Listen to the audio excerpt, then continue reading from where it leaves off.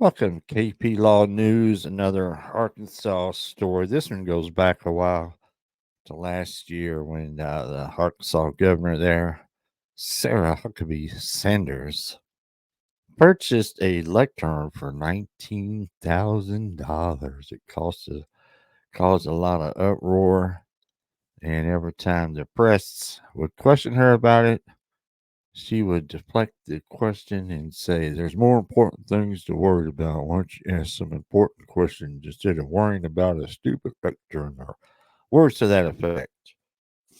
So now the Attorney General here of Arkansas is, I guess he knows where his bread is buttered. So we're going to cover this article here from, I think it's let me see, the Arkansas Advocate.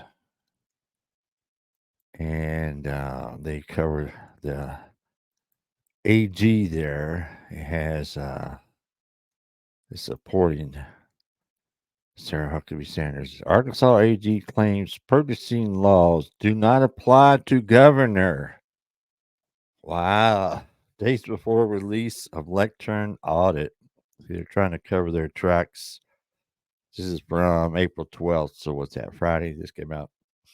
This is Arkansas Advocate. So go check them out. ArkansasAdvocate.com. Full credit for them doing the article. Arkansas Attorney General Tim Griffin released an opinion Wednesday at Governor Sarah Huckabee Sanders' request, declaring that certain executive branch officials, such as the governor, are not subject to certain laws that regulate purchases by government entities. So, rules for thee, but not for me. Sanders' request and Griffin's response came just days before lawmakers are expected to release the results of Arkansas legislative audits investigation into the controversial purchase of a $19,000 lectern last year by Sanders' office. Excuse me. Lawmakers authorized the audit in October into both the lectern purchase and all matters made confidential by Act 7 of 2023, which exempted records related to the governor's security from the State Freedom of Information Act. See, they trying to get where they can't. Also, well, they had a bill last year also about Freedom of Information Act that all the governor would be free from anybody getting any information. So that didn't pass. Arkansas Legislative Audit's lead auditor Roger Norman told lawmakers in February that the probe by the nonpartisan agency that investigates government spending was set to conclude in March. The decision of when to make the final report public is up to Legislative Joint Auditing Committee co-chair Senator David Wallace of Leachfield and Representative Jimmy Gasaway of Paragould, both Republicans. Gasaway told the Associated Press this week that the report should be released by the end of the week. I haven't seen that report. Sanders' office bought the lectern and carrying case with a state issued credit card in June 2023 from Beckett Events, LLC, a Virginia based event design and management firm with political ties to Sanders. The purchase totaled $19,029, complete with the credit card processing fee. Similar lecterns are available online for significantly lower prices. Yeah, why the 19,000 lectern? That's ridiculous. The Republican Party of Arkansas reimbursed Sanders' office for the full amount in September, about the same time that attorney and blogger Matt Campbell was using the FOIA to report on the governor's office's expenses. Campbell, who is now a reporter for the Arkansas Times, posted the invoice for the lectern on X, formerly known as Twitter, on September 15th of last year. Sanders signed Act 7 the previous day after a special legislative session in which she had supported additional exemptions to the FOIA. The lectern purchase and the FOIA exemption brought scrutiny on Sanders' office. She repeatedly called the purchase a manufacturing controversy, See, there you go. And she said her office followed the regular course of law. Yeah, rules for thee and not for me. If the purchase was indeed legal, asking the Attorney General for an opinion on whether state procurement laws apply to Sanders' office seems silly to me, said Tom Mars, a Rogers based attorney and former Arkansas State Police Director who has criticized Sanders over what he and others call lectern gate. You can't have it both ways, Mars said, when you're caught red handed. Sometimes it's just better to say, I'm sorry, and do what you can to fix it. That's right. Just admit it, say sorry, and have it never happen again instead of trying to cover it up and protect yourself by hiding FOIA records and having an AG try to cover for you.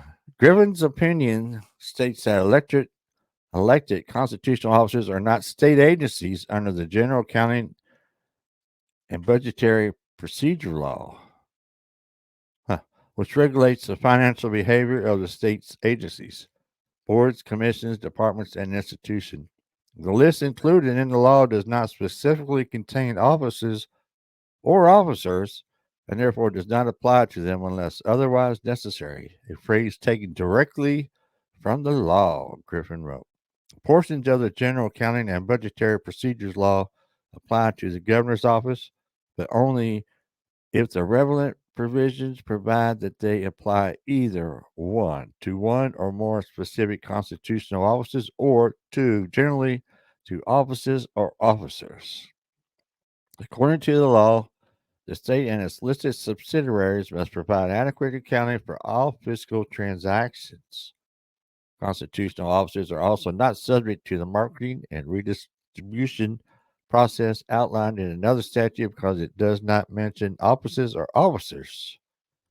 According to Griffin's opinion, the M&R statute regulates effective utilization of surplus state property. I don't know about all this. A lot of word speak. Griffin opined that the General Accounting and Budgetary Procedure Law does not require constitutional officers to use M&R either. In fact, it does not require any state agency to use M&R, Griffin wrote. Instead, it is directed only at the Secretary of the Department of Finance and Administration as the state's chief fiscal officer. If the audit report reveals that Sanders' office broke state procurement law, that might be the least of the governor's concerns. In September, Mars said he represents an anonymous client who can provide clear and convincing evidence to the Legislative Joint Auditing Committee that Sanders' office had recently altered and withheld FOIA accessible records. According to Arkansas law, violating the state FOIA is a Class C misdemeanor, and tampering with public records that are not court records is a Class D felony. The general reaction to Griffin's opinion is, so what? I don't even think there was a huge debate over whether most of the purging laws apply to constitutional officers or not. It looks to me like more of a PR strategy than anything else. Griffin declined to comment further on the opinion, saying no through a spokesman that it speaks for itself. Sanders' office did not respond to a request for comment on Friday. Rules for thee, but not for me. We bought, with taxpayers' money, a $19,000 lectern. And when questioned about it, it's not very important. So they don't answer. And now the Attorney General is supporting the governor in the purchase of a $19,000 lectern. The governor is not covered by the laws of the state. So, like I said 3 times already, rules for thee, but not for me. And, I used to live in Arkansas, and I was happy back when Sanders was elected governor. But here, she hasn't impressed me with the FOIA law thing, trying to hide records, and now trying to cover up this 19,000 lectern thing, saying it's no big deal. I'm not so sure she gets my support anymore, but I don't live in Arkansas anymore, so now I'm down here in Florida, and probably going to be doing some stuff about DeSantis. he's kind of done some crazy stuff since I've been down here or before. So maybe that'll be coming up in the near future. So stay tuned. Be sure you subscribe, hit that bell icon, all that good stuff. Hit the like button. So let me know down in the comment section what y'all think about this situation. Arkansas governor. I appreciate everybody watching. Everybody have a good day. KP Law News out.